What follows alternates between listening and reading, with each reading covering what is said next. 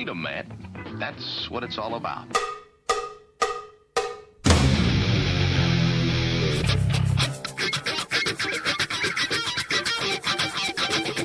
You've got to groove on freedom, like the good book says.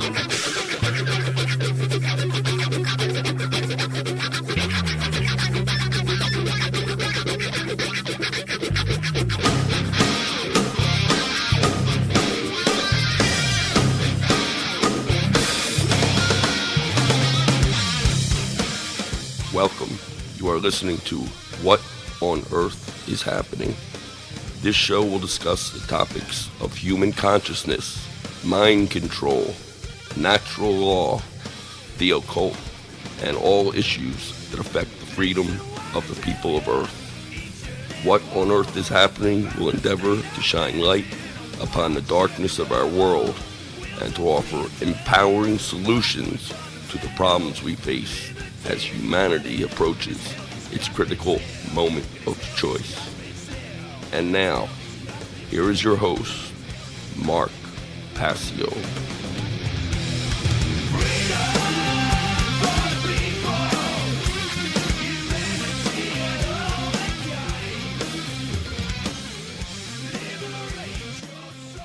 Welcome, one and all. You're listening to What on Earth is Happening here on the Oracle Broadcasting Radio Network. I'm your host, Mark Passio.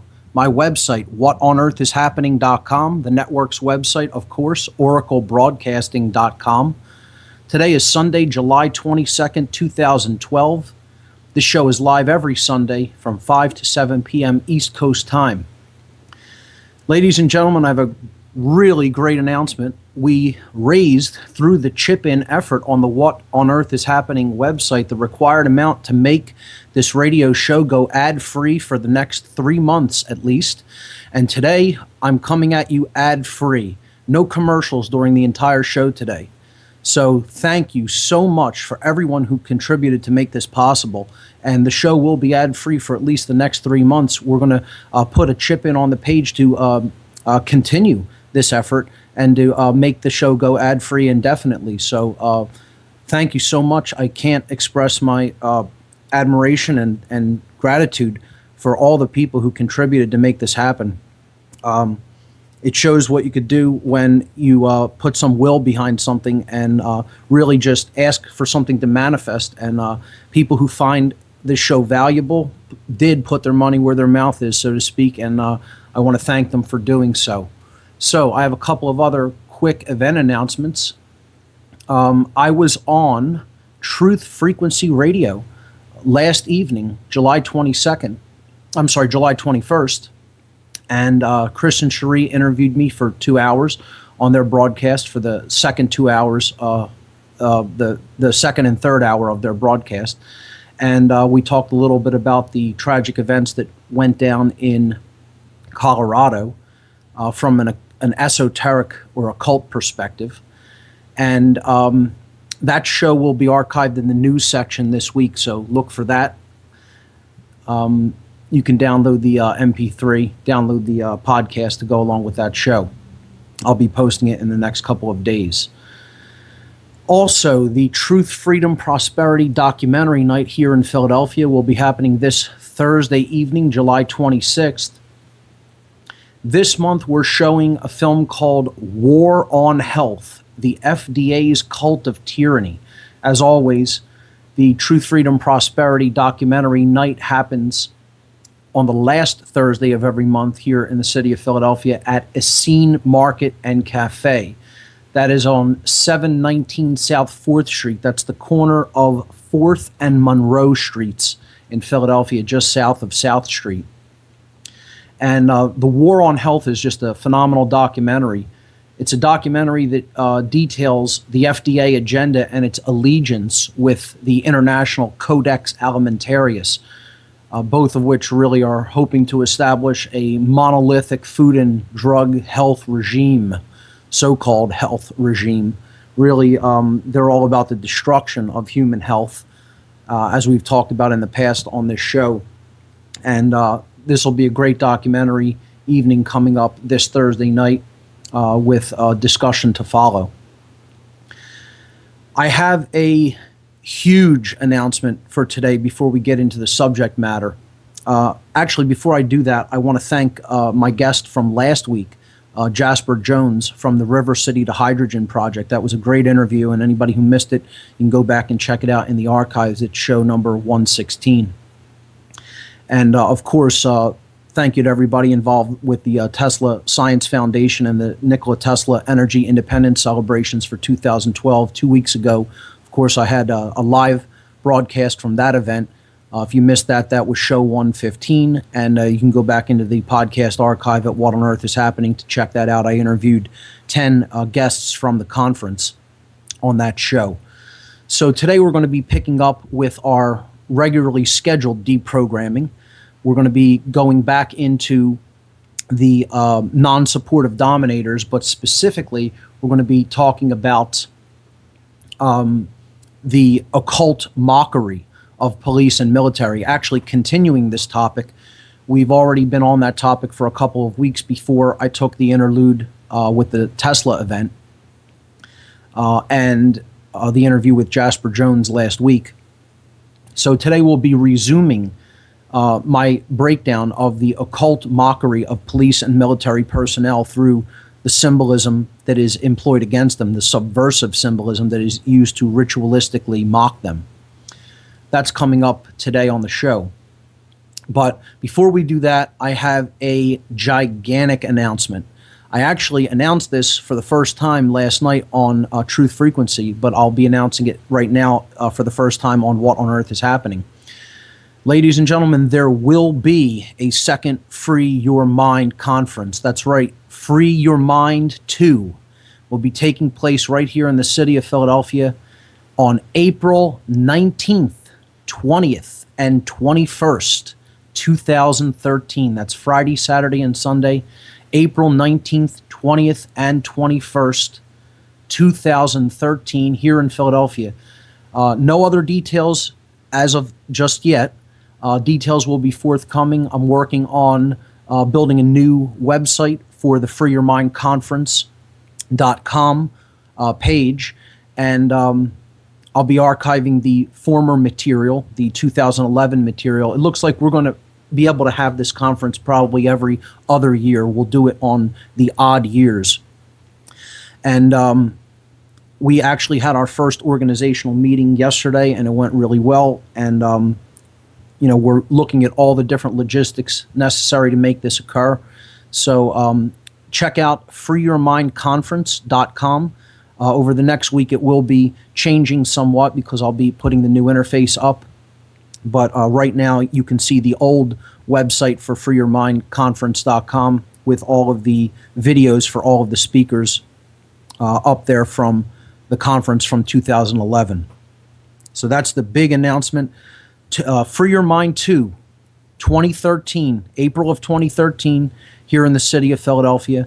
Watch for the website details coming up over the next couple of weeks. We'll be announcing speakers as we book them. We'll be announcing a venue. We don't have a venue yet, but we will be announcing one shortly, and we'll be announcing how you can get tickets to this great event. Okay, so I'd like to direct everyone's attention, of course, to my website, whatonearthishappening.com. And there, underneath the player for today's radio show, you will see images for today's show, and under that you will see the slideshow images that we're going to be discussing today, continuing to discuss, for the occult mockery of police and military personnel. There are 148 images that go with the entirety of this talk. We're somewhere around image number 40, I believe. I believe we left off with images number 40 and 41 at the end of the show 3 weeks ago. If you missed the lead up to this, the two shows before that, which I believe were 113 and 114, began this discussion on the occult mockery of police and military personnel. This is somewhat of a review in some sections because there's prerequisite material to understand some of this symbolism. So again, I'm putting this down for the record in this format, so some of it may be review. What wasn't review really is some of the things that I talked about at the end of show number 114, which was an expose of the Faustian pentagram. And that's kind of where we left off that show. So I'm going to pick it up from there. As we saw, the inverted pentagram is used when it comes to police and military. We saw it at the White House with the Commander-in-Chief's office, the Commander-in-Chief of the Armed Services in the United States, his office being at the White House, the President, the executive branch of the government. And we saw the Faustian pentagram situated in the street plan of Washington, D.C., directly north of the White House, with the middle point, the downward point of the inverted Faustian pentagram pointing directly at the White House. This symbol is a symbol of war. The North has always been associated with the god Belial and the concept of war and aggression. And as we said, this is the center of the imperialistic aggression in the United States. So it's very fitting that this symbol was chosen for, such an office to be encoded into the street plan. We talked about what the Faustian pentagram was, how it is a pentagram of pacts is really what it is. And I would suggest that the broken arm ultimately symbolizes that the pact of the dark forces within government agencies and the entities that these occult powers really believe in, and some would say worship, but you could say call upon for their power, for their influence over the minds of people. I would suggest that that really represents that pact is not really fully, has not been fully expressed. It has not come to its conclusion. There is still, I guess you could say, powers being turned over to the people who are seeking them, but the fullness of that pact has not been sealed as of yet, represented by the broken arm of that pentagram. And we looked at Manly P. Hall's interpretation of this symbol. This was on image number 39, so we moved on from there after breaking down what the Faustian pentagram was and represented on that show. And we began to move to other examples of the inverted pentagram in police and military symbolism. We looked at one of the most obvious to some. Some people will say, oh, it's just a pentagon. But really, we have to understand the usage of symbolism through negative space. This is how occultists really love to use symbolism in many cases. And the negative space that we're talking about here is the hub of an inverted pentagram, which is what the Pentagon is. I really think if it wasn't so blatantly obvious, they just would have went ahead and made it an inverted pentagram for this building. But they figured, well, that's a little bit too obvious, so let's do the next best thing and take the central hub shape, of the inverted pentagram and make that the symbol, the shape of our building, where we're going to wage war and imperialism from.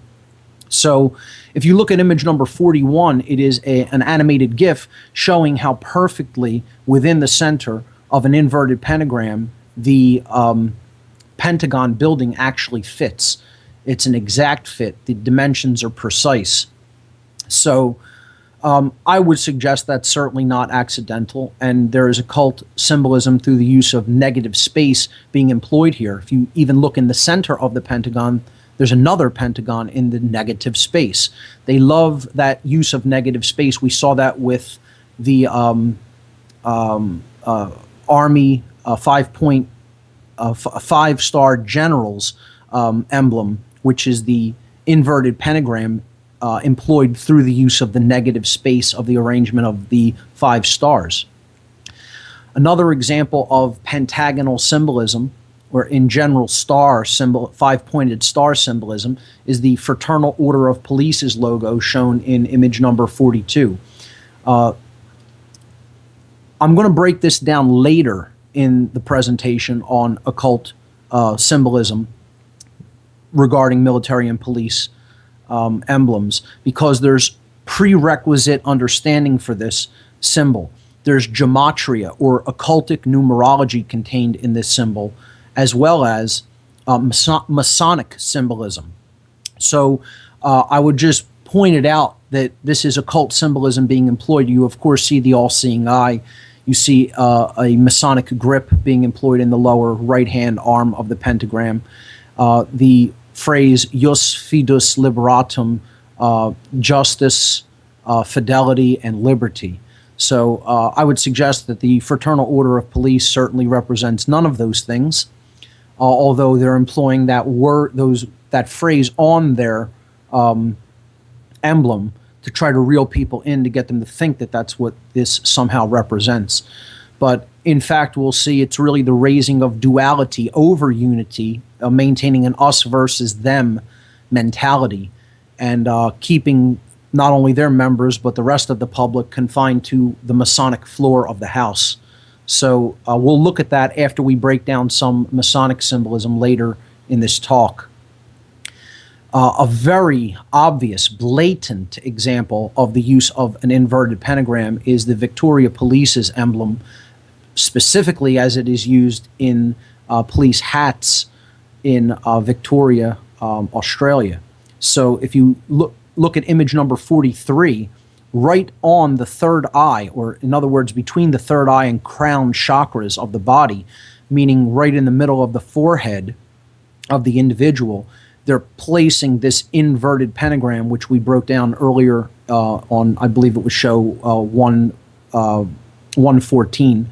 We broke down the Victoria Police's emblem with the uphold the right and the crown above it as their word on the sachet below the inverted pentagram. And I suggested that this is exactly telling people symbolically that they're upholding the divine right to rule of the British Crown. They're not upholding the people's rights.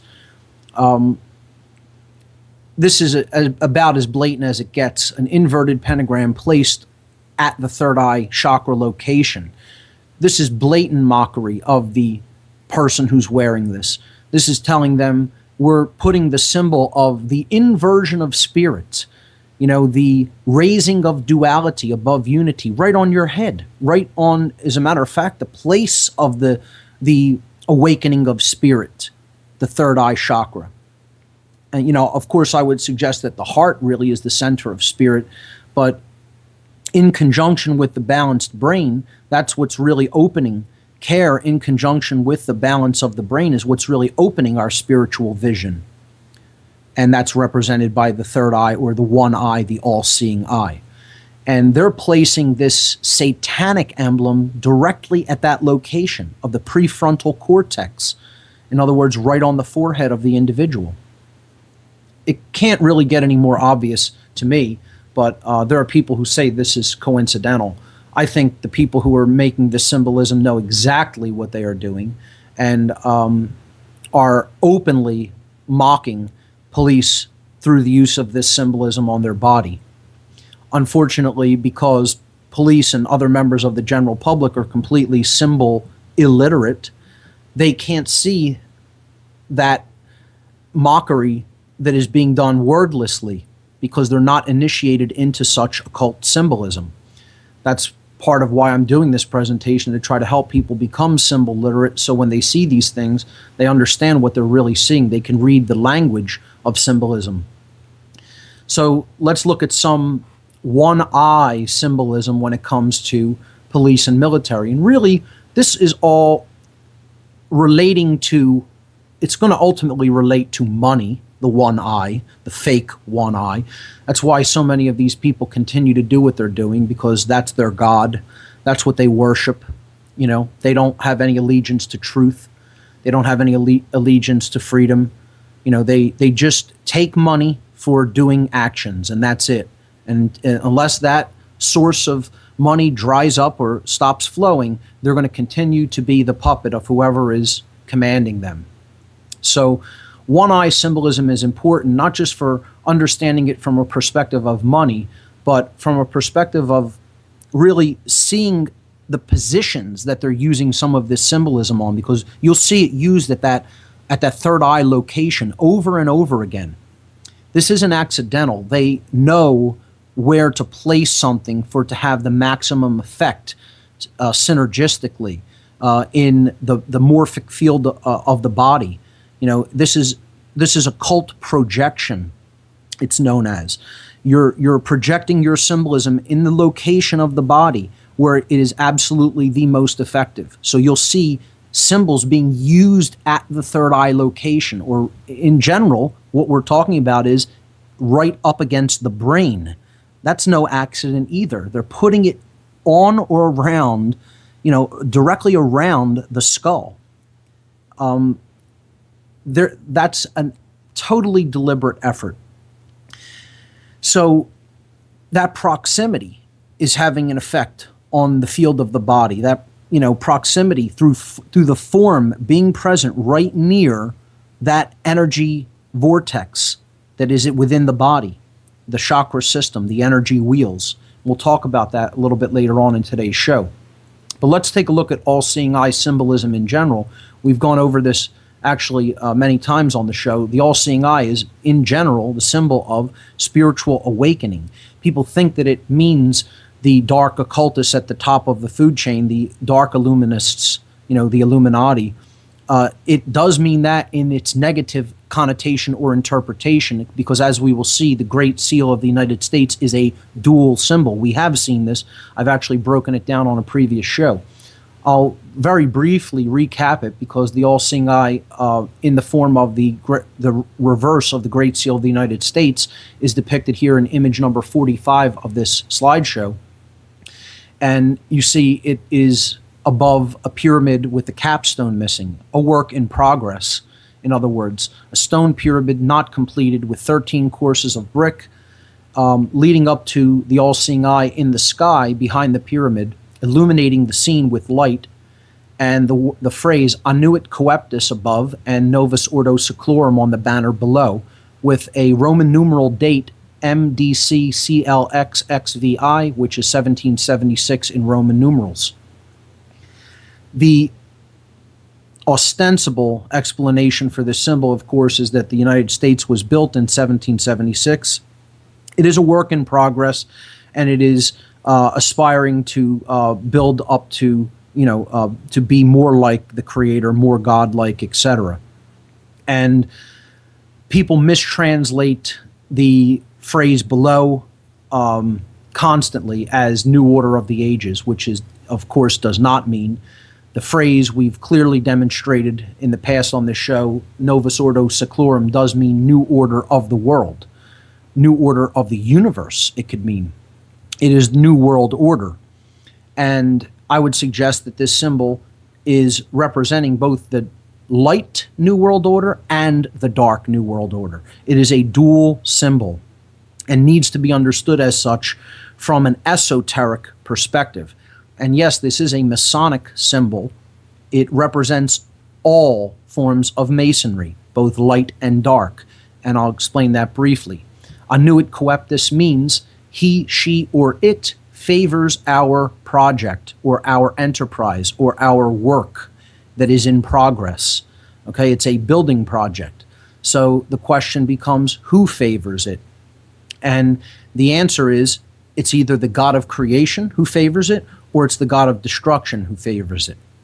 Okay, because if we're talking about light masonry, building with light, if we are working toward removing those barriers between the earth and the inhabitants of the earth and the divine essence represented by the all-seeing eye, we are taking those bricks down. We are removing barriers. Bricks are barriers. They are weight. Okay? They are hardened, calcified beliefs that get in our way and hold us back, that block us. They imprison us. They keep the light out, okay, and keep us in our darkness, in our mental bondage. And that's what the bricks represent symbolically. The object is to remove them or transform the bricks into light so that there is no barrier between earth and the heavens. Okay? In other words, no barrier between being in the world and having higher consciousness, being in the world but not of it, understanding the higher self, understanding the true aspects of the self. So if we were to build with brick, we would be blocking the light out from the scene. Okay, we would be completing the male dominator pyramid, which is the blade symbol, the upward pointing triangle only. And that would be ultimately obscuring the light, because if you finished this scene, if you finished this pyramid with bricks and built it all the way up to the top, the light which is behind that pyramid, okay, would not come down to the earth. It would be blocked. You would not be able to see it from the perspective that you're looking at, looking from this scene into. So in image number 46, I've basically put an Alex Gray image here. That's one of his paintings that shows the chakra wheels, the chakra vortices in the body leading up to the third eye. And the third eye is brightly illuminating the scene, and the individual is awakened. He has the illuminated halo around his head. This is what this third eye symbol, this one eye symbol means. It represents the awakened center of the being through the heart chakra coming online in conjunction with the balanced brain to awaken the pineal gland and develop true spiritual insight within the individual. This is a great representation of that, and that is what that all-seeing eye actually does represent. In the negative interpretation of the symbol, it also does represent the hidden elite that is controlling things from behind the scenes, the so-called elite, the powers that shouldn't be. Okay, they see themselves as God, as the divine essence of this world. That's the high and mighty image they have of themselves, that have the divine right to rule over people because they think they're better than everyone else. Okay? Their intellect makes them the rulers of this world, and they need to be able to rule unchallenged as gods here, as gods on earth. And therefore, they're keeping others in the brick, in the darkness, okay, in the weight of calcified belief systems that they propagate, so that they can continue to hold the powers of God in their hands and, hold that influence over others through mind control. So yes, you could see that symbol as representing the sorcerers of this world, playing God here through manipulation. So image number 47 really shows this dynamic of the light and dark New World Order. This symbol is a transitional phase, as we talked about. You can go back in the archives and pull the shows where I talked about the all-seeing eye symbolism and broke this symbol down extensively. But it's really the world in transition, okay? And are we going to continue to build with brick, with ignorance, okay? Creating more blockheads, you could look at it as, people who are trapped in their belief systems, in which case we're going to block out the true light of the Creator from this world, and the hidden elite are going to rule from behind the scenes a world of darkness and ignorance. So that's what this animated GIF image in image number 47 is really all about. For those of you who are following with the PDF document, which is also listed there underneath the slideshow images, you won't see the animation, but you can on the slideshow images listed with 148 images. Image number 47 shows this animation. I complete the pyramid to show you what the scene will look like in darkness. Okay? And that's what we're trying to avoid. We're trying to awaken the all-seeing eye. We're trying to awaken the true center of spiritual vision within each individual, to bring them online to what's really going on, not only around them, but within themselves. So if we do that, we will build a world that is the light New World Order, where there is no boundaries, where there are no bricks weighing us down, where there is no prison being built all around us, represented by those bricks. And again, this is always built in male dominator imbalance, because the 13 courses represent the sun and the 12 houses of the zodiac. It's purely solar symbolism. Only if there's extreme left brain imbalance is a dominator society going to be made. And what we're talking about here is withdrawing our support from that dominator culture and not falling into that state of extreme left brain imbalance through engaging in just intellect without wisdom, without the creative and nurturing aspects of the sacred feminine right brain hemisphere. So the all-seeing eye really represents the balance between those two hemispheres of the brain. And, being able to build a world that is balanced as a result of the people in it having a balanced expression of consciousness. And that occurs through a balanced brain. So the God of creation, the true God of light, favors the New World Order if the building project is to remove that pyramid of stone, which represents ignorance, and imbalance toward the masculine left brain hemisphere of the brain.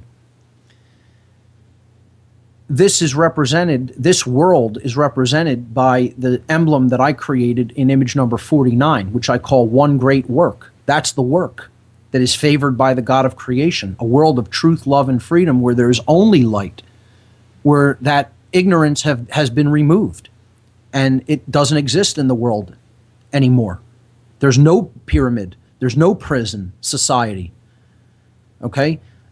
It has been removed, and there's unity consciousness.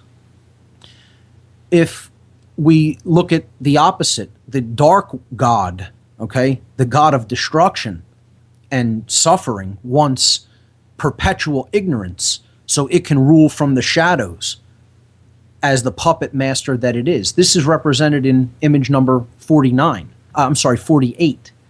the one right before the One Great Work seal. Image number 48 shows that the sorcerer always wants to play God and work from behind the scenes, hidden, unseen, and keep other people in his manipulation. And he does that through money. All the money's flowing toward him. He's breathing in the money in this scene. I don't know who painted this, but whoever it is, they understand. This is a phenomenal image. But we can't see the all-seeing eye, the one eye symbol, as just representing that dark side. That's one component. But again, you need to see the Great Seal, the reverse of the Great Seal, as a dual symbol, because in fact it is. It is a symbol of the builders, all builders. We are all the builders of our experience collectively. We all bring our contribution to the table to build the world. And as we build it, so shall we experience it. Therefore, if we want to build wisely, we'll build with light. And we'll build with knowledge and wisdom, which is what light represents, which is what that all-seeing eye represents. If we want to build foolishly, we'll build with brick, and we'll block the light out, and we'll stay in ignorance, and we'll build a prison. And we're well on our way toward doing that, folks, as I've said innumerable times. It's going to take a colossal, gargantuan, Herculean effort of will to turn it around from where we're at right now. Just being honest. But that's the dual symbol that the reverse of the Great Seal represents. What we need to understand is what that all-seeing eye ultimately represents in its original, unadulterated form is spiritual wisdom. The knowledge of ourselves as spiritual beings and being in the world but not of it, being truly awakened. It is the symbol of awakening. And that's why they use it in the ways that they do. They're putting it on something that they're giving to you in this is talismanic magic. This is ancient manipulation techniques in its mind control. That's what money is. It's an ancient talismanic mind control technique to give somebody something and tell them, put a symbol on it that really has absolutely nothing to do with the real value of that, talisman that you're handing them. And in their mind, though, when they see the symbol, there's this subconscious correlation to the symbology on that talisman, and that goes right to the subconscious mind. The subconscious already understands how the all-seeing eye symbol has been represented and used, and it understands what it truly represents. It's like in our systemic ancestral memory. It's encoded within us. This is an archetypal form, this symbol. A triangle with an eye imbued with light, bathing everything around it in light. This is primal. It's a primal archetypal image. The subconscious. We have this already programmed into us at a subconscious level to know what it represents. And when somebody puts it on something, that meaning, that original unadulterated meaning, is actually going right to our subconscious mind. If we're not conscious of it, it goes right into the subconscious mind. If we don't have a working conscious understanding of the symbolism, that's why it's so important to become symbol literate, to understand the meanings and interpretations of these symbols throughout the ages.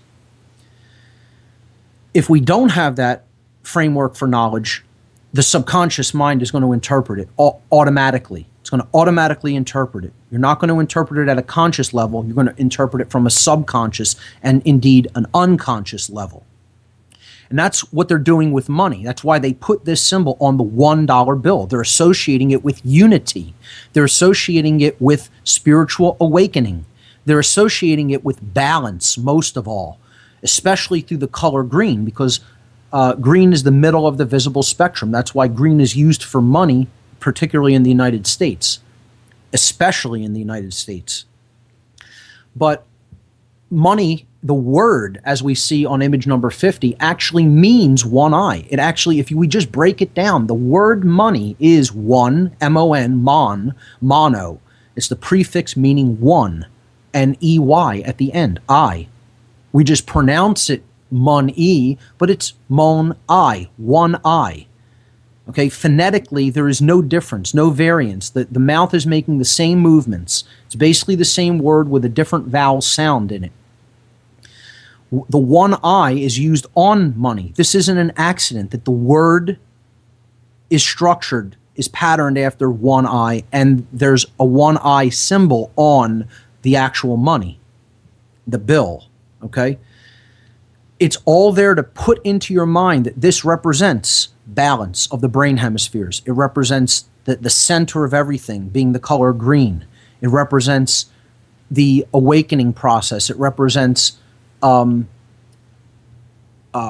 unity consciousness, oneness. That's why it's on the $1 bill, not on any of the other bills. The all-seeing eye is on the one. There's a reason for all of that, okay? It's there to basically tell you that this bill, this useless piece of paper that has no value, it's not even worth the paper it's printed on, represents all of those things. And it represents none of those things. Zero. None of them. It doesn't represent oneness. It doesn't represent spiritual awakening. It doesn't represent balance. It doesn't represent care. It doesn't represent centeredness. None of it. None of those things. It's all a proxy. They're handing you the fake thing and symbolically telling you it's the real thing. That's what it's for. That's what a talisman does. That's what dark talismanic magic is all about. Now, I'm not saying there's no good use of talismans. There are. But this is a dark usage of a talisman, which is what the $1 bill is. And this is people's God. Let's face it. The reason we're in this mess as a species, that humanity is even in the predicament that it's in, is because money is people's God. That's the main overarching reason. And they don't want to take personal responsibility for their actions. That goes hand in hand with all of this. If somebody pays me, they did it. I'm just doing my job. I'm being paid to do this by someone else. So I completely unthinkingly follow orders. That's the dominator mindset. That's the puppet of the dominator mindset. Oh, the one above me is really doing all of this.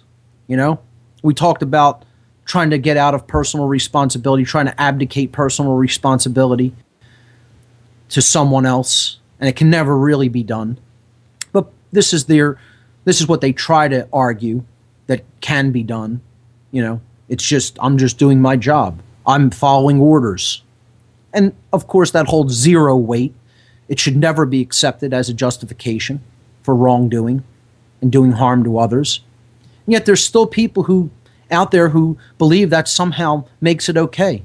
That you can go into an institution and say, well, they're going to command me. I'm not going to exercise any judgment. All my thinking gets turned off and I just act blindly. We're going to talk about acting without thinking or feeling in this presentation because that's a huge part of it. And they're mocking people symbolically, as we'll see, based on that very dynamic, how you're an actor without thinking or feeling. And the dark occultists actually detest that more than anything else.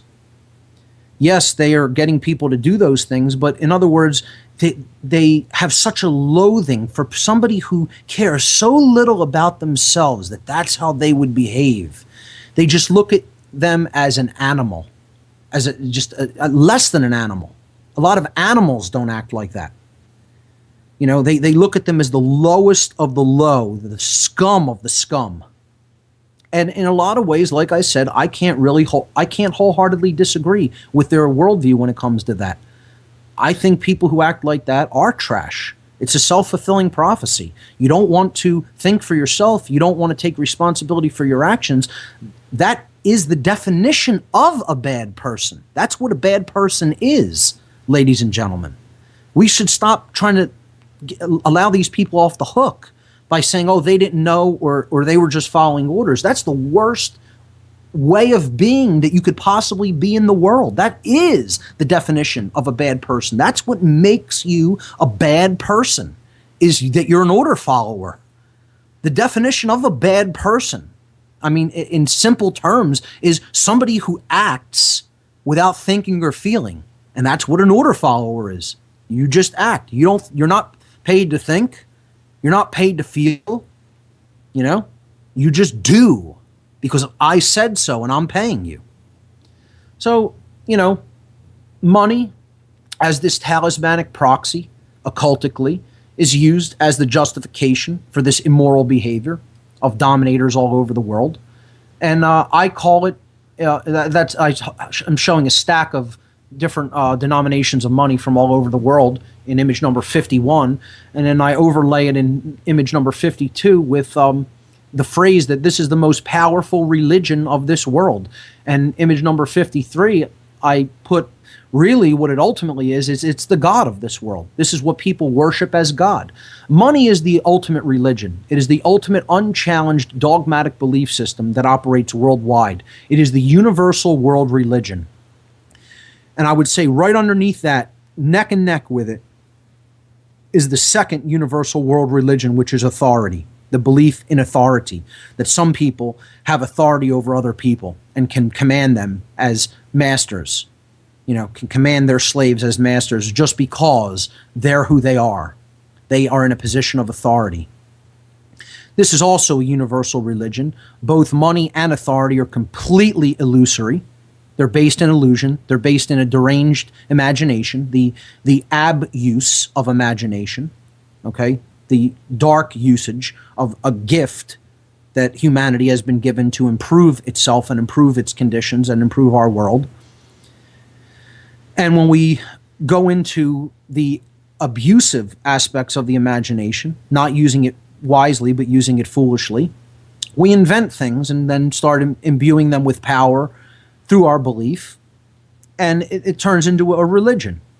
And that's what money is, and that's what authority is. These are religions.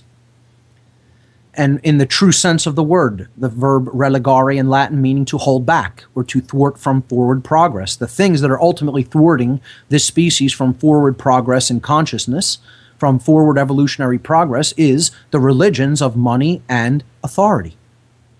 That's it. Money and government.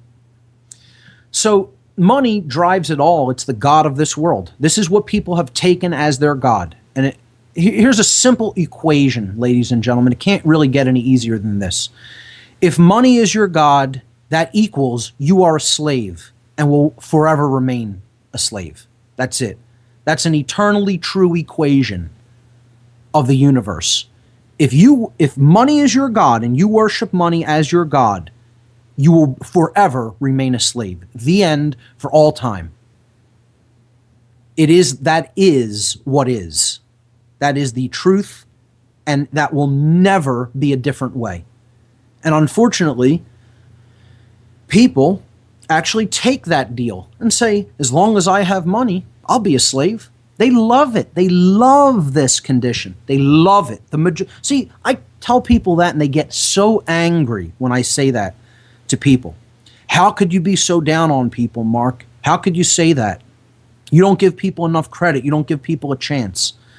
Let me tell you something. If people didn't love it the way that it is, it wouldn't be the way that it is. If people wanted it to be a different way, it would be a different way. More people want it the way that it is than don't want it the way that it is. And you need to come to grips with that.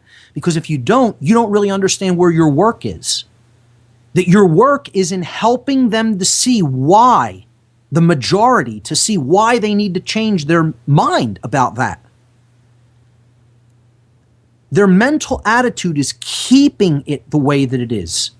And ultimately, the reason for that is they like it better that way. Because the thing that they don't want more than anything else. See, they'll say they want freedom, but they don't really want it. Because freedom, with freedom, hand in hand, inseparably, comes true personal responsibility. And that's what people don't want. So they'll slap freedom, they'll slap the gift of freedom right out of the hand of the Creator. Because taking it means they have to take the responsibility that goes with it. So they'll slap it away. And yet they'll continue to maintain, oh no, I want freedom. No, you don't. If people wanted freedom, there would be freedom. We get what we want. The majority of people, if they want something, that's how it's going to be. That's what's going to manifest. The majority of people do not want freedom. Our task as people who really do understand this dynamic and know how it's being generated through what we care about, through what we, quote, worship, and we're worshiping the wrong gods.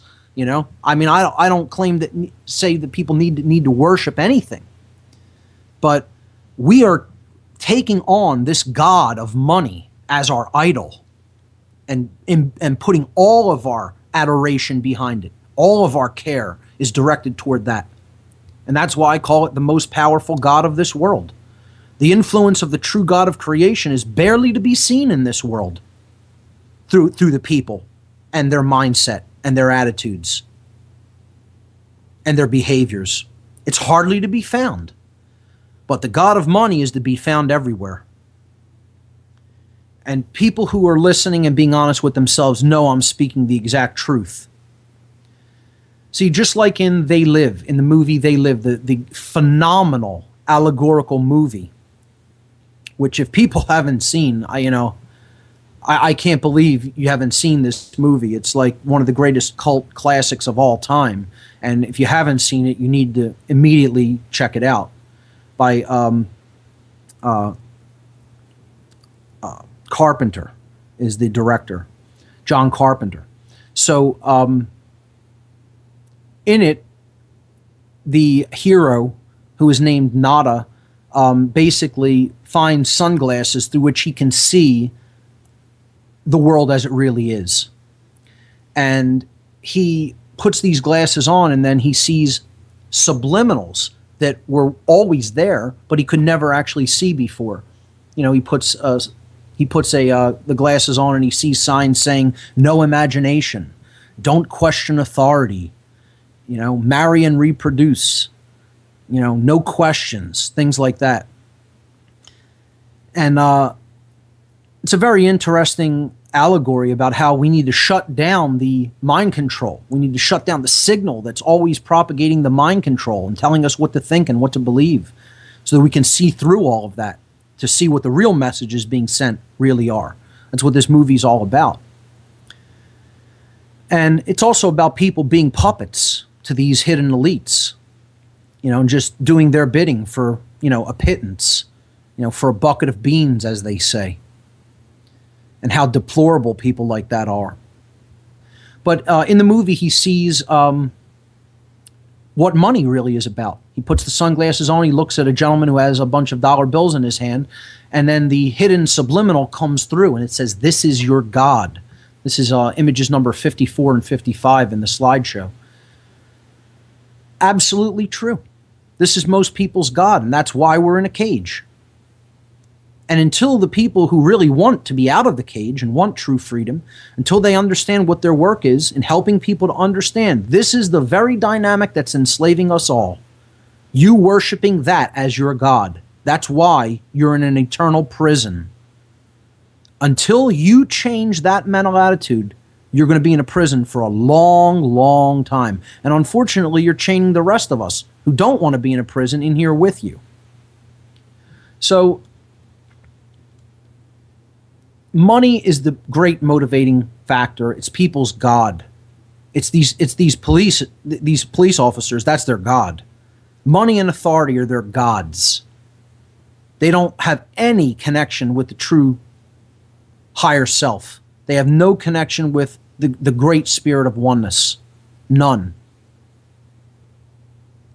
Many of them don't believe in God at all and are total atheists, and they're also moral relativists, and they're also social Darwinists. All of these poisoned ideologies, that are completely building the male-dominator prison society that we're all going into, and the door's getting slammed shut behind us, locked down tight, and the key's getting thrown away.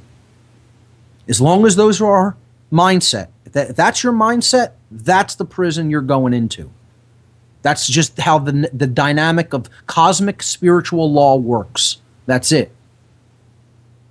And yes, it is knowable that is how the universe is operating, that you are bound to higher cosmic law, which I've called natural law. But because of the bastardization and perversion of the word natural in modern colloquial English, you can't even say the word natural without images of Charles Darwin and his idiotic theory being propagated in people's minds that has now led to social Darwinism, which is a completely insane ideology based on social stratification that you're patterning after this incorrect notion of the natural order, which has absolutely nothing whatsoever to do with what I call natural law. But yet this is the concept that comes up when people hear the word natural. That's how completely overtaken and seized the word natural actually is in language. That, I've been just calling it cosmic law, cosmic spiritual law. That's what natural law is. It's the laws that govern behavioral consequence. The laws of consequence that ultimately govern your choices of your actions. So, I've been even just calling it something different in language to try to de-obfuscate that term when I say natural law. So let's move into what I call frequency control and understand how this color green has been used. And when we look at other colors associated with particularly the police, you'll understand how the red and blue are occult mockeries of them. This is why their lights on their cars here in the United States are colored as such, and of course placed right above their heads as well. If we look at the visible spectrum of light, now we're not talking about pigment, not color as in pigment. In other words, like a paint or a marker or a crayon, something like that. That's pigment color. We're not talking about color pigments. Let's please make that abundantly clear. We are talking about frequencies or wavelengths of light energy, not pigment. Okay, because when we say pigment, we're talking about something different when it comes to blending or mixing together. Light operates differently than pigment. We're looking at the frequencies of light from the low of visible light in the visible spectrum, which is a very narrow band. And we're looking at how this spectrum looks when we actually break it down. Take white light, pass it through a prism so it comes out into its constituent elements, its constituent wavelengths, and we can see each of those wavelengths that constitute all of the visible colors of light that we can see with the eye. So the lowest wavelength or the lowest frequencies are the reds, the red colors. So we have red at the very bottom of the visible bandwidth, the visible spectrum as it is known. And then we move upward, we go into the oranges and then the yellows, then the greens, then the blues, then the indigo and violet ultimately lies at the opposite end of this visible spectrum frequency range. So the highest frequencies are what are known as the blue frequencies or the violet frequencies, and below the red are really imperceptible to see with the human eye. The frequencies are too low. In other words, the wavelengths are too long. So we call that infrared, meaning beneath the red. And then frequencies that are above the visible spectrum that can't be perceived with the human eye because their frequencies are too short, frequencies are too high, the wavelengths are too short. These are called ultraviolet frequencies, meaning beyond violet. So very simple to understand why infrared means what it does and ultraviolet means what it does. Below the red, can't see with the naked eye. Above the violet, can't see with the naked eye. Ultraviolet means beyond the violet. So this narrow frequency band between red and violet is called the visible spectrum of light. And right in the middle, if you put a line directly into the middle of these frequencies, you will be in the midpoint of the green colors of the spectrum. You will have a very mid-green. Okay? It won't be on the yellowish side of green-yellow. It won't be toward the blue-greens. It will be perfectly green. The most neutral, medium green that really you can see with the eye. And therefore, that very center point, that focal point, that central hub right there in the middle is the center of the visible spectrum of light. You could call that the center of light, period. Green is all about balance, harmony, coming together at the middle ground, okay? And we'll see that in different traditions, green has been used to represent the center of ourself. So if we look at the Vedic chakra system, the energy wheels, as they are known, chakras. This is a tradition that was taught out of the ancient Indus Valley, and it was called the Vedas, or simply knowledge. Okay? This is wisdom. The frequencies are depicted in this system of energy wheels or energy vortices known as the chakras. They operate at places, at centers of glandular activity within the body, in the middle of the body, not on the right side or the left side, but along the spine, right in the middle, what was known as the tree of life, the spinal cord, the center of the being, okay? So along this spinal column, we have these 7 basic energy patterns based around glandular activity within the body. We have the base chakra, which is at the very bottom of the spine. We have the sacral chakra, the sacrum chakra. This is at the area of the genitalia, okay? We have the solar plexus chakra, which is like right in the middle of the solar plexus region, the stomach area, okay? Really a little bit kind of almost higher than the like belly button. It would be between the belly button and where you would put your hand if you were pointing at your heart. Kind of at the area where, you know, if someone who had, you know, was a bodybuilder, had a six-pack, it would be right in that six-pack region where those muscles are at. That's the solar plexus, okay? It's kind of like where a singer truly breathes from. You know, they breathe from the diaphragm. Right below the diaphragm, that's the solar plexus. That's the will center of the body. These 3 lower chakras represent basically base instincts and desires, sexual energies, and the desire to basically begin any given enterprise or set of work, and then the will to actually put that into practice. The highest of these three bottom chakras being the solar plexus chakra, that's the center of will and courage, or in other words, that's guts. That's why it's at the place that we call guts in the body, right where all of the entrails would be. So above that is the heart chakra, which is the middle of these 7 chakras. We'll get to that in a minute. Let's talk about the higher chakras. The throat chakra, of course, at the region of the throat, is the speech center, and it's the place where we begin going up into the higher chakra centers, which is the realm of compassion. The brow chakra, of course, associated with knowledge, with knowing, with understanding. This is the third eye chakra. And then above that, you have the crown chakra, which represents unity consciousness. So we're now in the blue frequencies. We're in the blue, indigo, and violet area. So the crown chakra represents total union. It represents cosmic consciousness. All right?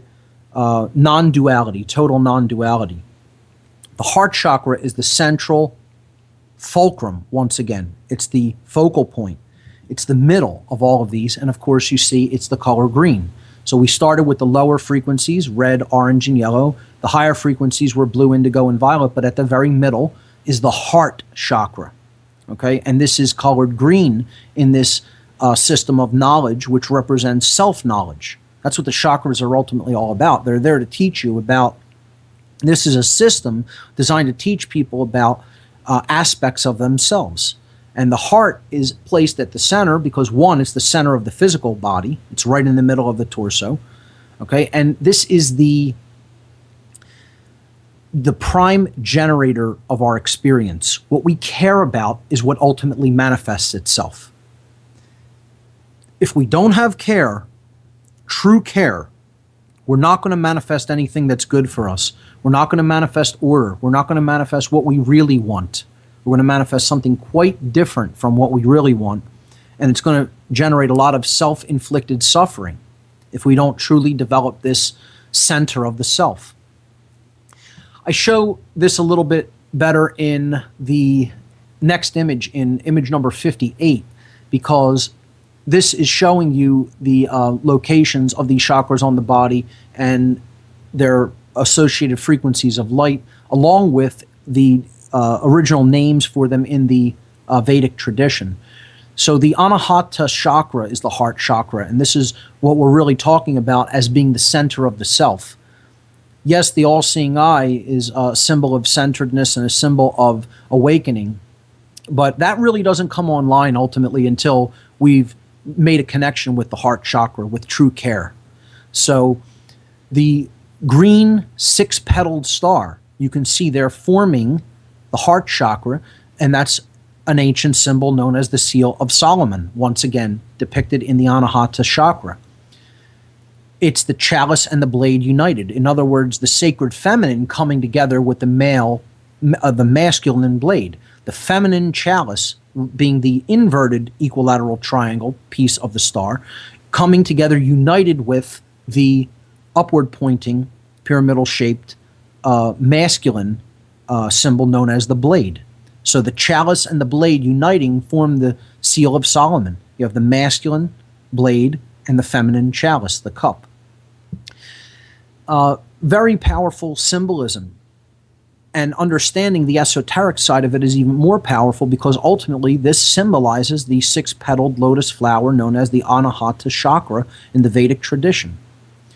So the heart is the center of the self. That's where true balance is ultimately born. Yes, balance has to be created in the brain, but if it doesn't have a connection with the heart chakra, the energetic connection to the heart, it's all going to be for naught.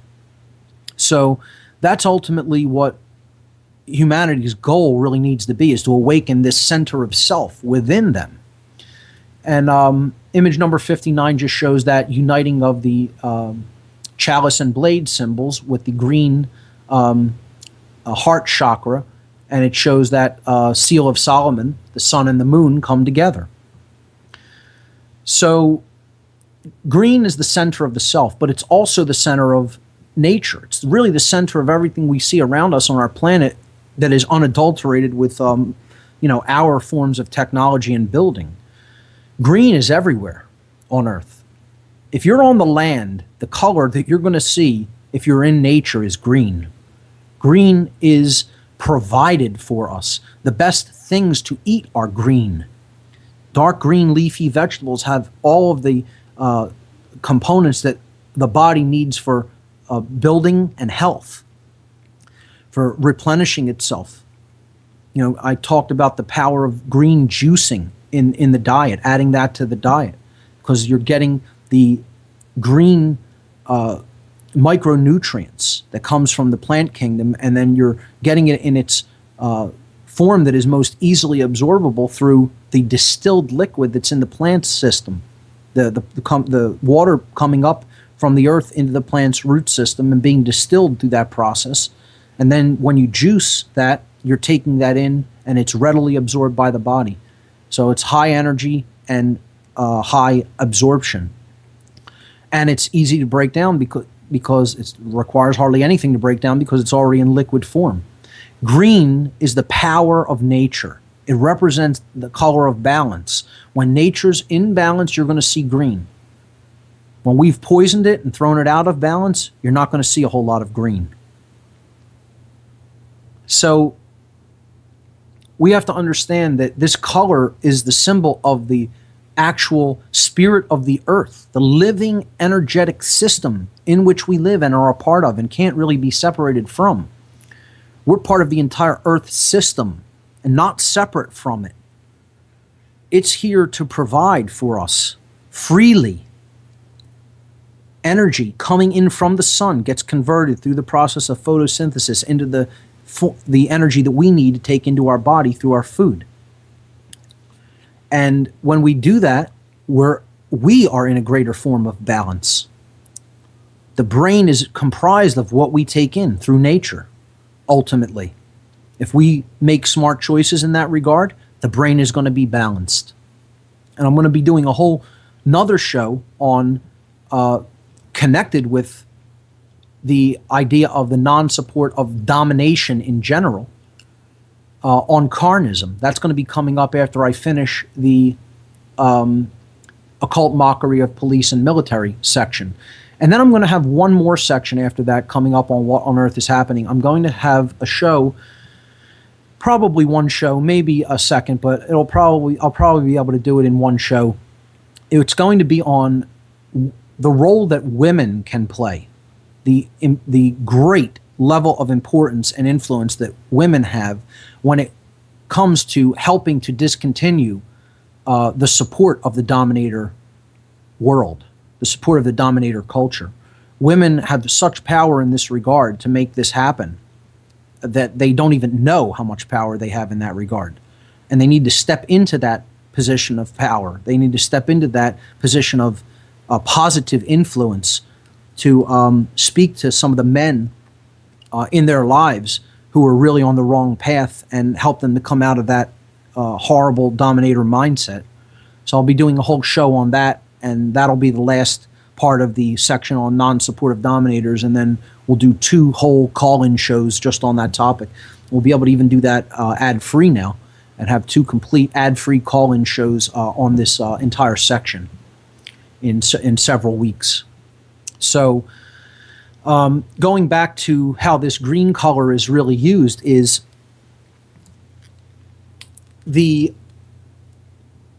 when we look at the manifestations of consciousness, the aspects of consciousness, thought, emotion, and action, and then how they have physiological expressions in the body through the brain, we saw, of course, the left brain hemisphere is the masculine side, solar, or we could associate that with the masculine symbol of the blade, but also the red frequencies are associated with that side of the brain because the red frequencies are all about physical world identification. They're all about paying attention, concentration, alert, being on alert.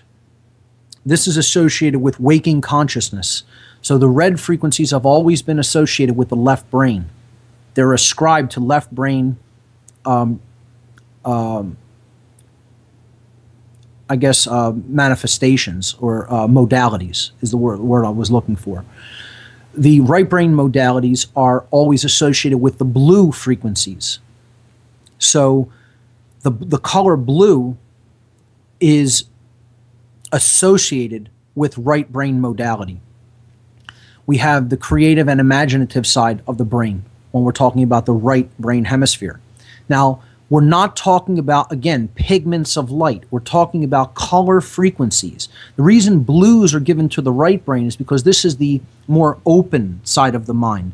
This is the part of the mind that takes in everything and doesn't filter it like the left brain does. This is the part that is open and absorptive, I guess you could say. It is it's passive in a way that it receives everything, whereas the left brain outputs things through a filtration system, which is called logic. But the right brain is extremely important in this regard because it acts as a gathering mechanism. When we're first taking in any information, we have to have this part of the brain active, functioning properly, and open to all possibilities.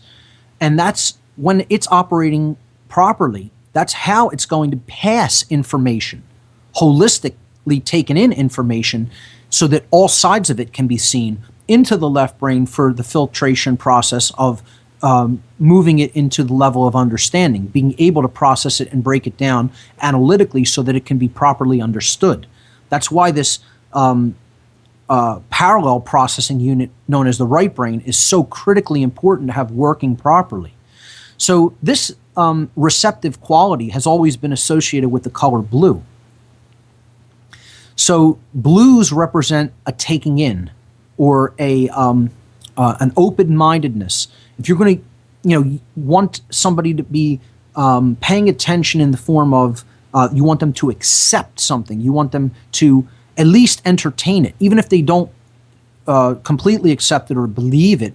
Even if you're not asking them to believe in it, you want them to hear it with an open mind. Blue is an excellent color to employ because it's saying to the brain, open, take this, hear this, see this. I use the color blue deliberately in that regard, not because I'm trying to get people to immediately accept or believe what I'm saying, but because I want them to hear it with an open mind. That's not an accident. I also use the color green in the color from my site because that's associated with that color of balance. But blue is the biggest color I would say that I employ through the What on Earth is Happening site and also the Free Your Mind site because it's all about helping people to be receptive enough to take the information in without prejudging it first. Then they can pass it to the logical aspect of the mind and engage the filtration system to take what they want to take and leave the rest. But the feminine side of the brain associated with the color blue and with the lunar principle, the moon. So we have the sun and the moon, again, the Temple of Solomon, which is the whole brain, and the masculine symbol of the blade, I show here in red on image number 61, and the feminine symbol of the chalice, shown in blue, associated with the right brain. This is on slide number 61, with all the different modalities of thought form that each one of the brain hemispheres make possible. Blending them together, in other words, using both brain hemispheres holistically, not one being dominant over the other, represents the coming together of these light frequencies, not pigment, but light frequencies. In other words, it is joining the left and the right, the marriage between the masculine and feminine, the alchemical wedding as it has been called, coming together to form the balanced, the holistically balanced brain, which is what real intelligence is all about. It's not just intellect, which is a left brain principle. It's not just intuition, which is a right brain one, but it's the merging of those two modalities coming together to form holistic intelligence. This I symbolize by the green seal of Solomon, the six-pointed star of the chalice and blade united and coming together in the middle of the frequencies of light, which is the green color of the visible spectrum, which represents balance. So the center of consciousness, the center point or balance point of consciousness, is also represented as green. The reason that money is colored in this capacity is, again, to project through proxy, through this talisman, that form of balance that we're talking about, that idea of balance and centeredness in consciousness, and also representing something that is good for everyone in the form of it's natural. This is nature is providing it, because we're coloring it the same color as nature colors everything that's really good for you. We're putting the all-seeing eye on it to also represent spiritual insight and wisdom and balance. And ultimately, as we've said, none of that is true. It's all a proxy. It's all there to convince people in the subconscious that that's what this monetary symbol, that's what this monetary bill actually means for them, actually represents in their life, when in fact it represents none of that. But we see this splitting toward red and blue in other aspects of our life, because ultimately that's what they want to do. That's what money really does, is keep us imbalanced in the brain. It keeps us chronically in a state of either left brain or right brain imbalance. More likely, money will push people toward a form of left brain imbalance. So if we look at the political parties, we also see this breakdown between red and blue, with red always being ascribed to the Republican Party here in the United States, and blue always being associated with the Democratic Party. So you have a red elephant and a blue donkey. There you see 5-pointed stars placed on both of them as well, again representing sovereignty and higher consciousness and self-ownership, none of which you're going to attain by going into one of these political parties or even supporting them, because they're about no such thing as freedom or sovereignty or self-ownership or higher consciousness. They're about owning you, ultimately. And they do that through this system of dialectics called politics, which I almost have an impossible time even fathoming that there could be anyone alive today that is still naive enough to believe in this crap. Like I said, whenever I meet somebody who still believes in politics, I only ask them one question: how old are you? And do you believe in professional wrestling too, that the outcomes aren't fixed there too? Okay, yeah, you can say, yeah, the body slams are all real and the damage to the body is real, but you really believe that the outcome wasn't fixed and these guys aren't going out for a beer after the show that they're putting on for people? And that's the same thing. This is a puppet show. Politics has always been a puppet show. Anyone who believes in it is a naive child, period. You can, say that's an ad hominem attack, or I'm just, saying that without supporting it. I think I've given enough abundant evidence to support that over the course of this show. And you could take it as an insult if you want, and get as upset about it as you like. But if you believe in the political process, you're a naive child, period. And grow up. And that's really all I can say about that. Here's the two Skull and Bones members of the Order of Death, Kerry and Bush, in the 2004 election, laughing it up because, you're going to get a bonesman either way, no matter who goes in. And as they say, no matter who gets elected, the government always gets in. That's what it all really comes down to. But the ultimate thing I'm trying to portray here in this image is the dialectic between choosing these two puppets. You're always going to get smacked by whichever hand you choose, because they're connected to the same body. And they're mocking people, again, symbolically through this color scheme, this playing off of red and blue. These are the two extreme aspects of the visible spectrum. They're not in the middle. They're not in a place of balance that leads to awakening. They're in the extremity, left brain, right brain. And I would say that's really, it's very funny. Even the colors they give, I would say the more left-brain people are probably the Republicans, and the more right-brain people are the Democrats. And that generally holds true. That's a generalization. Okay, it's not a blanket statement by any stretch of the imagination. Please don't take it as such.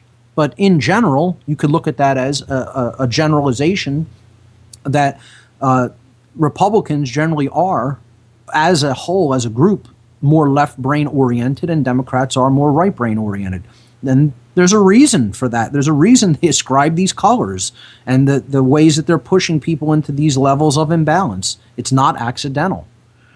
But to see how this is put on police cars and used to symbolically mock them, I would also say it really represents symbolic mockery of the people who think that these people are necessary, or to call them to solve their problems for them. It represents a failure of the will to behave and engage with others in a civilized manner when, these dominators are called out to handle people's problems for them. And they never handle it. They always show up after the fact anyway. What cop has ever really stopped something bad from happening? No, they show up afterward. They're not about education. They're about taking someone who's already done something harmful to someone else. A lot of good that does, right? And then what you're doing is you're removing the problem from the general population so that the population can say, well, that problem's gone.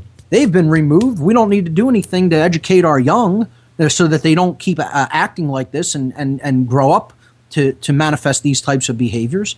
Oh, no, they'll just get removed and we won't be able to see them. We'll just be paying for them for the rest of their existence, rotting away in a prison cell, which isn't reforming them at all. It's just teaching them how to be a career criminal anyway, if they ever get out. And, we'll go back to our ignorant ways and keep asking male dominators to come and take people who are problems for us away from us, so we don't actually have to take responsibility for why they acted that way to begin with. That's what this whole system's all about. I've said before, a very extreme, radical thing. Let's just let all of the violent prisoners out of their cages. That's what I want to see happen, and I'm not kidding.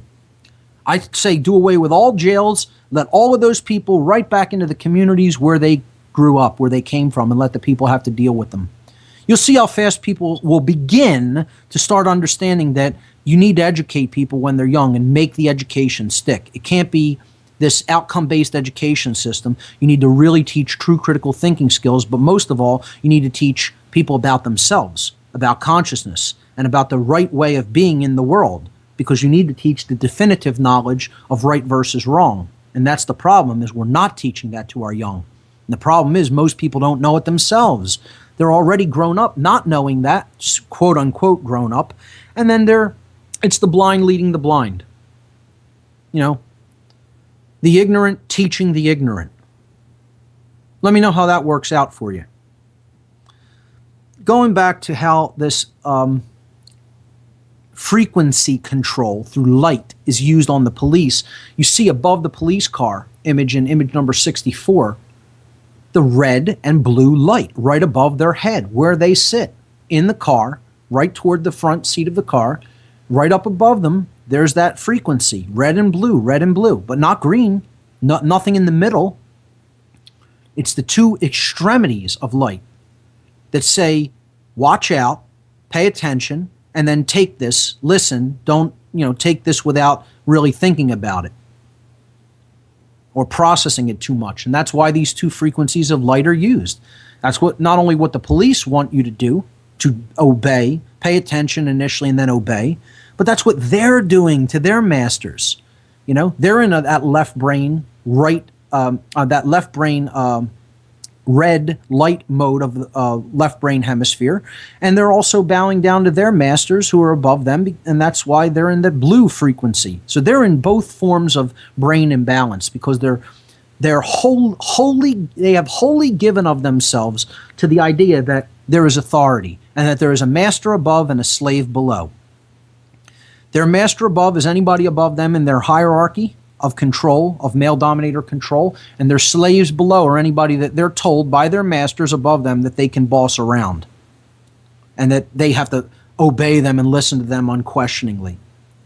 It's to a point in this country where we're going to be just like it was in Stalinist Russia. We're going to be just like it was in Nazi Germany, where if you disobeyed somebody who was in one of the secret police forces, they'll just shoot you on sight because you have to obey their orders or die. That's what we're going to get to. We're going to get right to that point, ladies and gentlemen. We're already seeing it. I think something was breaking out in a breaking story happening in Anaheim, California earlier today, where people try to challenge the actions of a police officer. Oh, God forbid you don't challenge the God men, who are your unquestioned masters. And they literally started opening fire on some of these people. And, and I see this as the beginning of, this is how the prelude to the battles of Lexington and Concord took place. I tell people, you want to know what year it is, forget 2012. The year is 1775, ladies and gentlemen, because we're seeing history repeat itself all over again. The question is, what's going to be the outcome this time? But it's an extremely dangerous precedent that's being set, and it's because of the mindset that these people operate in, that there is authority. That's their religion. Their religion is money and authority. And they just, believe in the concept that there's people I take orders from and there's people I give orders to. And that's it. It's the chain of obedience, not the chain of command. Chain of command is meaningless. It's the chain of obedience. They obey and then someone must obey me. True freedom entails getting out of all of that, where there's no master above you and there's no slave below you. And Michael Tsarion always talks about that. He uses that phrase. The hard part about it is being no slave below, because people still want to maintain control over something because they don't have total control over themselves and their lives. So that's one of the things that people have to understand, is that real freedom isn't just about having no masters. It's about having no slaves either. And unfortunately, these people are the most trapped in that because they're imbalanced toward both brain hemispheres. As shown in image number 65. They're imbalanced toward the left brain hemisphere because they believe that they're masters of other people, and they're imbalanced toward the right brain hemisphere because they unquestioningly follow orders and believe that they have basically masters who command them and give them orders, and they don't question those orders, even if they're not in harmony with cosmic spiritual law. So image number 64 and 65 really go a long way toward showing how this frequency through light operates on police and is a symbolic form of mockery on every police car here in the United States. Yes, I understand there's some other colors in other countries, but here, these are the colors used by the police. And this is where the satanic New World Order system is set up the most strongly, believe me. Yeah, there may be some external places externally in the 5 cents that are worse off than living in the United States. But as far as mind control goes, you're at the pinnacle of it, ladies and gentlemen, if you're living here in the U.S. The boys in blue, as they are called, another form of ritualistic mockery.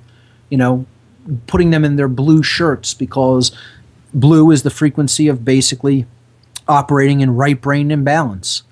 And they want other people to be subservient to them through seeing that color. So that's, a dual form of this mockery. They're wearing it, showing that they're in subservience to their owners above them. And then people who encounter them and interact with them are seeing that color blue, and therefore they're going into that right-brained subservient mode. So the whole concept of the Blue Lodge, where you see the Fraternal Order of Police operating. It's one of the affiliate organizations with Freemasonry and the Masonic hierarchy in general. You see these first 3 degrees called the Blue Lodge system, degrees 1, 2, and 3, entered apprentice, fellow craft, and master mason. Most police never go beyond those degree systems, which are very low in their knowledge, but have often the most people, numbers-wise, engaged in them in the lodge system. And again, this is what is called porch masonry, the portico of the temple. Okay, they're not really in the temple; they're on the porch. They're on the outside. You can see that's even depicted as the first 3 degrees here in this pyramid system depicted almost as a porch where people are standing out in front of it, but they're not at the apex. They're certainly not inside or at the apex of that hierarchical structure. I have a problem with the whole lodge system of Freemasonry in general. I've talked extensively about esoteric Masonry and how I am an initiate of that tradition, but not lodge Masonry, which seeks to stratify and create hierarchy and compartmentalization, which I don't think Freemasonry in its true original intent and its original tradition was ever intended to be.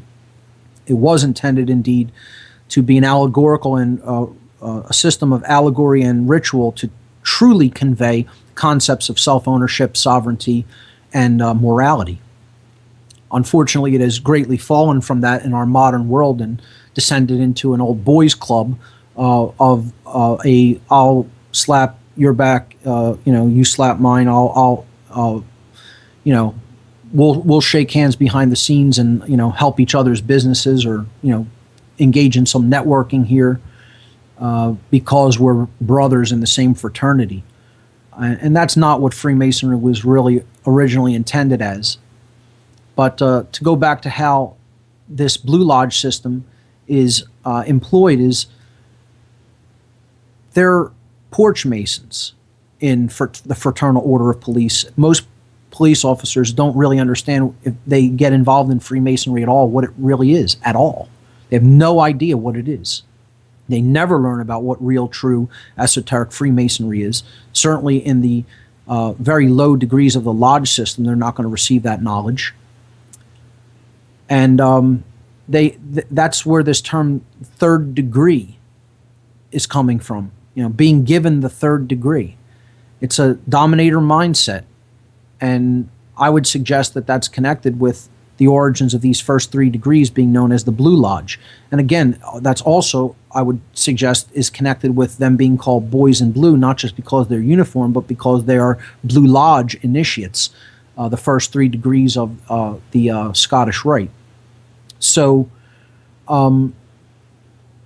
let's look at some Masonic symbolism as it relates to police and military regalia. Specifically, police uniforms often use a lot of Masonic symbolism. In order to understand this, we'll look at image number 69, which is the first degree tracing board of Freemasonry. And we've broken down this symbol on the shows on Freemasonry extensively. You can go back into the archives and check out those shows. So, very briefly, this first degree tracing board really gives you everything you need to know about the ancient mystery traditions, all in one symbol. It's a book. You're being presented with a book. It itself, I would say, and have said, claim that it is a subtle form of occult mockery, kind of poking a little bit of jest at the very first degree initiate, the entered apprentice initiate, because you're handing them a volume in symbolism that they can't interpret. In other words, it would be like a first grader coming into school on the first day of school, and you hand them a book about you hand them a book on calculus, or you hand them a book that would have the knowledge of college level physics in it, and say, here you go, there you are. Or you hand them a book of very intricately researched world history, and they're a first grader. Well, they're not going to be able to make any use of that. They're not going to be able to even understand what you handed them. And it's the same thing with a symbol, a complex sigil such as this, as the first degree tracing board. So much prerequisite understanding is required in order to decode a symbol like this, that entered apprentice initiate has none of that knowledge. So it's like you're handing them the finished product when they haven't even learned the ABCs. And that, I would suggest, is a subtle form of occult. It's an occult jab at the person, saying, this is how much you don't know yet. This is how much in darkness you still remain. But to very briefly recap the breakdown of this very complex symbol. It represents the Temple of Solomon, or in other words, the human brain. And I would also suggest the heart in conjunction with the human brain. This is the temple of the self. Let's put it that way. It's really the entire self. And we have the two pillars up front representing the world of duality, the sun and the moon, light and dark. The floor of the house, the checkerboard floor, also represents that duality. It's light and dark. Okay? And it is indicative of a game, the game of chess, which is a game of strategy and a game of mastery. So this tracing board ultimately represents self-mastery, what you need to do to attain self-mastery and to attain unity consciousness, which is represented by that third pillar in the background with a W at its base. So the pillar on the left is the Joachim pillar, the light pillar leading to the sun with an S at its base.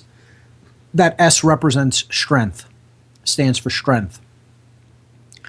And it has a level at the bottom of it, which represents knowledge, helping us to level ourselves, to help come to a place of balance. We can't really do that without the left brain at our command. The right pillar is the pillar of Boaz, the dark pillar leading to the moon, and at its base it has a B, which symbolizes beauty.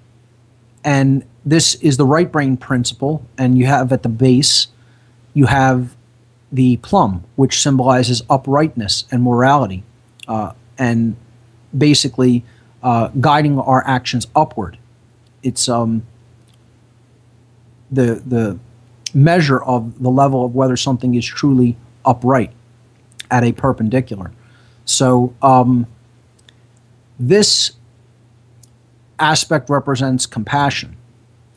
We need to put both of these together. We need to have the left brain aspects of logic and knowledge placed together with the emotions and compassion and the intuition of the right brain if we're going to make the climb out of base consciousness toward unity consciousness and ultimately toward the light. And that middle pillar with the W at the base represents the pillar of wisdom. So strength, beauty, and wisdom. Some would call it the pillar of will. You see at its base is the upright square, not the inverted square, which represents ignorance, which represents being on the floor of the house, which represents base consciousness. But it's upright, which means you're achieving self-mastery through this climb out of the material identified world and the world where you don't really understand light from dark, where you're trapped on that game board floor, the checkerboard floor, and you're making that climb up the ladder, which is known as Jacob's ladder, and sometimes this middle pillar is just simply referred to as Jacob's ladder. You encounter the three initiates on the way up the ladder, and I would suggest that represents thought, emotion, and action. Thought helps you initially get off of that game board floor. You're being initiated up into knowledge, taken above to a higher level of understanding. But care is in the middle. It represented, here we go, with the color green. The green initiate represents the heart, right in the middle of the self. That's why it's on the middle of the ladder. And that's what truly grants us access to the higher levels of consciousness, is care. And it has a key dangling on a string. The key represents that care that is dangling by a thread. People of the world are trapped in apathy, and therefore care is in a precarious position, dangling by a thread. But that key is the key to the Stargate. It's the key toward the true light of the sun, okay, and the all-seeing eye, because the middle pillar is on the all-seeing eye. It's saying that the way through to the all-seeing eye is through the sun. So this is also a symbol that represents esoteric Christian ideal of the way to the Father, represented by the all-seeing eye. In other words, the God of creation is through the sun, being in the world but not of it, cosmic spiritual awakening, or in other words, Christ consciousness. So that top level initiate represents true wisdom because it's putting what it knows and cares about into action, which is the male principle. So you have thought there at the bottom, care or emotion in the middle, and then action at the top, which is converting what we know and care about into action. And that's what grants access ultimately to the all-seeing eye, to the eye-on pillar, the ionic pillar. Again, more green language, eye-on. The all-seeing eye being on or awakened is in the ionic pillar, which is the middle pillar. The left-hand pillar is a Doric pillar, and the right-hand pillar is a Corinthian pillar. So Doric, Ionic, and Corinthian pillars. The two ashlars at the bottom, the cubes there, being worked upon, one represents the imperfect ashlar and the other represents the imperfect. The imperfect, and the other represents the perfect. And this represents that we have only a certain amount of time to go through life, and then the game board kind of ends there. And we need to use our time wisely to help make ourselves as good of people as we can be, to help perfect ourselves to the extent that we can, and not just stay, quote, rough around the edges, represented by the imperfect ashlar. The perfect ashlar would represent someone who has worked truly upon themselves through their life and done their work. So there's so much more to this symbol. Again, you have the three religions encoded into it, Christianity being the symbol of the sun, Islam being symbolized by the moon, and then Judaism symbolized by the all-seeing eye, the stars and planets that are farther out into space. We talked about that astrotheological symbolism when we talked about astrotheology earlier on in the podcasts. It's also all about travel. This is about traveling in consciousness. It's about evolving in consciousness, not staying where you are, movement. And it's movement toward the sun, toward the light, toward all of the lights of the heavens. And that's why the upward direction is east. And if you're traveling toward the sun, you're traveling east. If you're traveling away from the light, that would be westward travel, and that's away from the temple. That's not going within into the temple of self. That is going without, which is not a place that we're going to find answers and solutions to our problems. We need to travel east. So that's a good setup for how this symbolism is often used when it comes to ritual mockery of police, because we'll see this checkerboard floor and all-seeing eye symbolism repeated when it comes to police mockery, occult police mockery. We're going to specifically see that checkerboard floor used many times. And that checkerboard floor represents existing in base consciousness, not knowing the difference between right and wrong, ultimately. Certainly not choosing the difference between right and wrong, not choosing the right over the wrong. It represents man's checkered life, okay? Being a wanderer in the wasteland of ignorance. That's what that bottom level represents, okay? That's what we have to understand about the checkered floor. It represents ignorance and being used as a pawn, okay?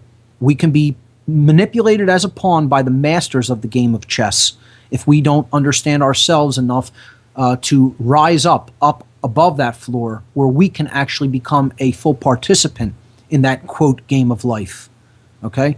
It's not really a game, that's an allegory, but the whole idea here is that the chess master is above the floor of the house. He's not on the floor of the house where he's a pawn to be positioned as the master of the game wills to position him. He's actually making his own moves, okay? He has mastered himself. That's why the chess symbolism is used. So if we go to image number 70, we will see that, of course, this allegorical system of Freemasonry is actually connected very deeply with an older tradition of Kabbalah. The Kabbalistic tradition is one of the places that esoteric Freemasonry grew out of and was derived from. And to attempt to study one is really to study the other. The lessons, allegorically, symbolically, will all correspond to each other. as we have seen. We looked into the tradition of Kabbalah. I won't completely reiterate all of that. You can go back and check that out in the podcast archive as well at whatonearthishappening.com /podcast. Or just click the podcast tab at whatonearthishappening.com. But we need to understand that these three pillars are representative of the three paths of the Kabbalistic tree of life. As we said, this is all about the tree of life within us, the journey upward in consciousness from the base consciousness to the crown, to the cosmic consciousness, represented by the chakra system, the 7 chakras represented here by the tree of life. Just collapse it into the middle point, collapse the 2 outer paths into the central path, and you have the 7 chakras of the body on the middle pillar. But ultimately, these 3 pillars, the 2 representing duality that needs to be synthesized or blended together to create that unity consciousness by which we are granted access to the ladder to climb to a higher level of awareness. The same thing in Kabbalah. You have the left-hand path, which is the path of severity, the right-hand path, which is the path of mercy, that need to be synthesized so that one can progress up the middle pillar, or the path of mildness. It's the same tradition, just different symbolism. It's the same basic understanding about the qualities that exist within all of us, that exist within each one of us. So these are traditions to understand the self in their original, untainted, unadulterated forms. Can they be perverted? Yes. Have they been perverted? Yes. Is there still a true esoteric tradition with the true original intent intact in the world? Yes. And that's why people need to really research these from the real perspective, the true original intent perspective of these ancient mystery traditions, because they can give some of the most profound understandings and insights into the human psyche that are even possible when we study true Freemasonry, esoteric Freemasonry, and the true Kabbalistic tradition. And we've looked into these traditions extensively on the past, so that's all I'll really say on that. I want to get back to looking at how these are employed when it comes to police symbolism. Again, the left-hand pillar in image number 71 represents the masculine solar left brain hemisphere.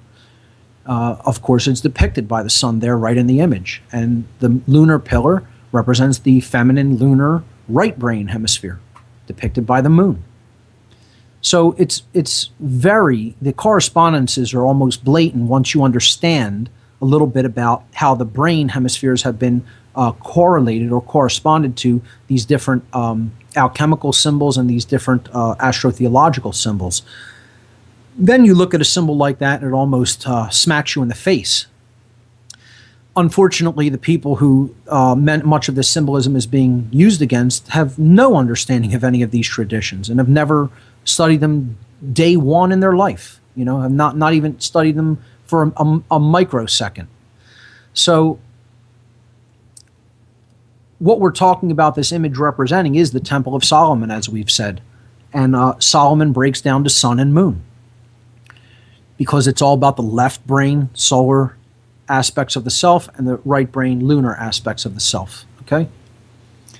Image number 73, here we go, shows where this symbolism is used on the police and their uniforms, and specifically where it is used on their body, which I said earlier in the show tonight is very significant. The checkerboard floor of the house, again, represents base consciousness, not truly knowing the difference between right and wrong, being a pawn in someone else's game, not being a master of self, but being owned by someone else. That's what that represents in Freemasonry. And what are they doing? They're taking this checkerboard pattern and they're wrapping it around the human brain. It's a crown around the outside of the brain, placed on these hats of these police in this capacity, as you see in the images on image number 73. I mean, this is about as contemptuous as I think it can get. you're putting the checkerboard floor literally around the Temple of Solomon on the individual, right around the temple, where the brain is at, in the temple. And just completely telling the person, you have no idea at all what you're a part of. You have no idea who owns you. I mean, it's dark occultic mockery at its, I hesitate to use the word finest, but probably at its most ruthless. So there you see it combined with the inverted pentagram and in the Victoria Police's emblem on the bottom there, bottom right, and in the top right you see it on an English police officer's helmet. I believe it's English, and you see the that could be Victorian police as well. I'm not quite sure, but it's definitely either European or Australian. And you see the double square, which we're going to get into in a little bit. Actually, I'll probably get into it a little bit today, and we'll continue the hypercube symbolism next week. But I think this clearly shows the dark occultist's disdain for these individuals. And these symbols, again, I mean, if you think all of this keeps adding up to coincidence, I feel horribly sad for you. Because if your mind can do that kind of mental gymnastics to think that all of this is with the explanation of the symbols that are spot on, and I'm not telling you that I think that's what these symbols represent. I definitively know what they represent from being involved with these different occult traditions. They do represent what I'm telling you they represent. You can go and verify it in your own research. For people to think that an inverted five-pointed pentagram coming together with the checkerboard floor of the house right on a police officer's brain, right around their brain, is accidental, and that's just random stuff coming together. The level of mental gymnastics you have to do to get from there to here, I feel sorry if you're that naive. That's all I'll say.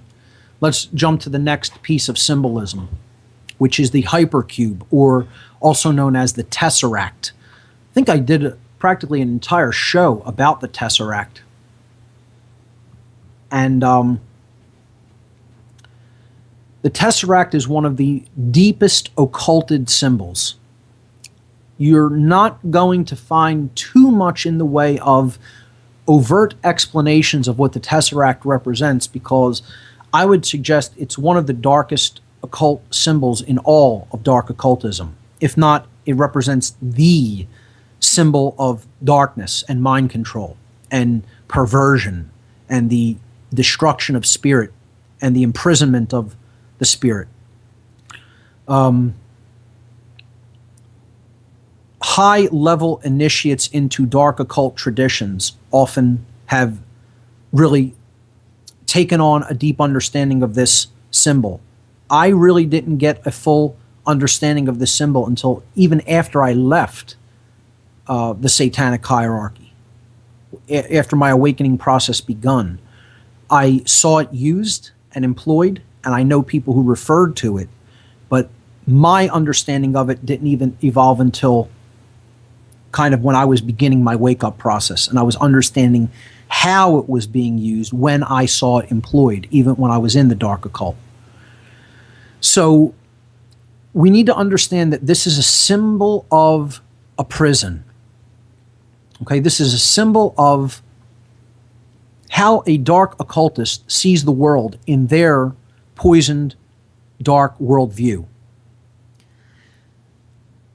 We can better understand this when it comes to looking at dimensions or densities. And again, I wouldn't say that this is really how the dimensions of our world operate, but it's a rudimentary and simplistic way of looking at it. If we imagine a point as having no dimension and a line as having, one dimension, being able to just move backward and forward, and then a plane being able to move in XY coordinate system as being two-dimensional, and then we extrude that plane. So, each one of these is an extrusion of the one before. So if you extrude a line, meaning a point, meaning pull, you pull the point down through one dimension, you get a line. Then you take that line and you pull it, sideways, so it, forms a plane. And then you take that plane and you pull it, you extrude it, so that it forms a cube or a three-dimensional space. Then if you pulled that cube, it would form a four-dimensional space, which is very difficult to envision because we don't live in a four-dimensional reality. We live in a three-dimensional reality. But the 4D hypercube is the extrusion of a 3D cube. And what you're seeing here in image number 75 is a representation of a projection or an extrusion of a 3D cube as a 4D hypercube. So this would be a 2D projection of a 4D object. That's what you're looking at there in image number 75 on the right-hand side. Image number 76 does a good job at explaining what the hypercube would look like because it is the rotation in all dimensions of a 3D cube. So you're actually rotating the cube outward. In other words, you're rotating each face of the cube out into another dimension of space. Very heady, abstract mathematical concept, very difficult to visualize. So image number 76 is an animated GIF image which shows how a hypercube is actually rotating, perpetually rotating within itself.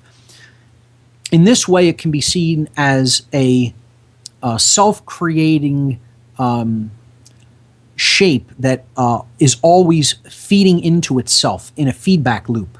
And this could be looked at as a box that can never be escaped from. Okay? It can be looked at as a prison of the mind inside the prison of the physical world. So being in the world and of it, not being in the world and not of it, but really being identified with base consciousness and physical world is all there is mentality. Okay? It's the symbol of that identification and level of mind control. So the inner cube would represent the mind being held prisoner in the outer cube, which represents the physical world as a prison, if that's how one were inclined to see it. And this is the dark occult worldview. The dark occult worldview is that everything is a prison, that natural law, cosmic law is all set up as a prison for the soul, when in fact nothing could be further from the truth. It's something that is there to help guide us evolutionarily, and it's the boundary conditions that this entire universe operates according to that higher cosmic law, and it's there for our evolutionary growth and development in this construct for experience. The dark worldview, the dark occult worldview sees this whole place as a prison, and their ultimate objective is let's rule it. Let's rule this prison. Better to reign in hell than serve in heaven. A very poisonous ideology, to be sure. We'll pick up on how this dark occult hypercube symbolism is used on next week's show, because unfortunately that's all the time we have on this first ad-free show. We'll pick it up ad-free next week right here. What on Earth is happening? Thanks for listening, everyone. See you next week. Dancing in the desert.